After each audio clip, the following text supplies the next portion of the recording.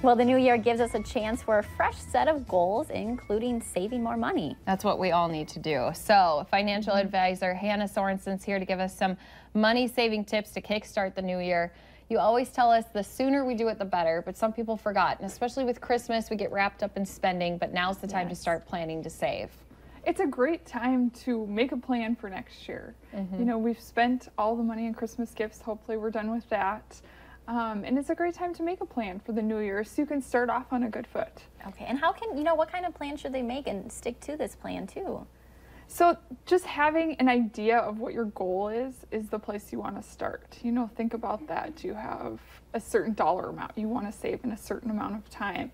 And there's fun ways that you can save a certain dollar amount based on that goal. So something like where you save $10 a week. If you do that for every week of the year, you'll end up with over $500. So setting a goal like that, something that's easy to obtain, take it out of your checking or savings account so you actually have cash and put it in a jar so it's something that's visible to you. I think a lot of us feel more that we're reaching a goal if we can see that in front of us. So maybe it's a vacation fund or your emergency savings fund, but that allows you to have that sense of progress. Yeah. I like that you said make it fun, because sometimes it can be so stressful to save all that money. But if you do say, okay, if I save this much for my savings account, then I'm gonna start saving for my next vacation or something.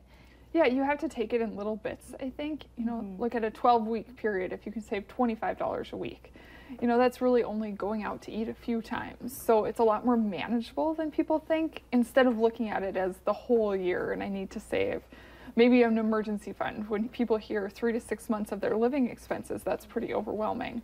But if you break it down into those little bits, it becomes much more manageable. Yeah, that's a great idea too, because like you said, someone's like, I want to save $1,000 in a month. It's like, be more realistic, it sounds like. That makes it a little bit easier. Yeah, be realistic. Look at your budget and see what do you actually have extra per month and how much can you realistically save per month.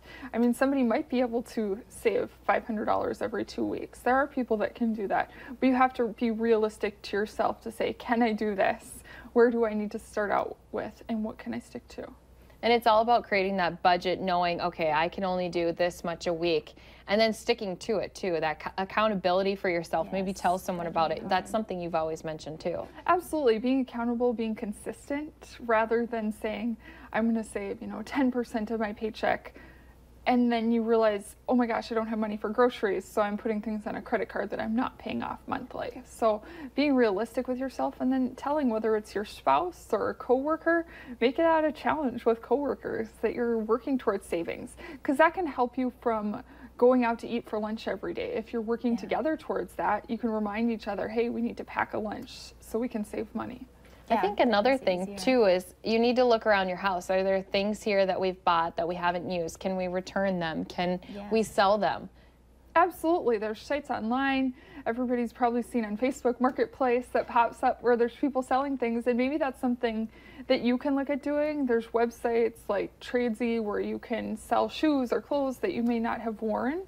And that makes it easier, especially it's hard to have a garage sale at this time of year with our weather today.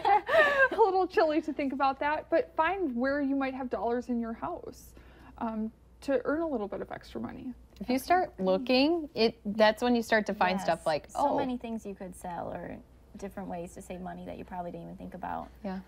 Okay, we'll have much more on this, ways that you can also save in the new year, coming up after a break.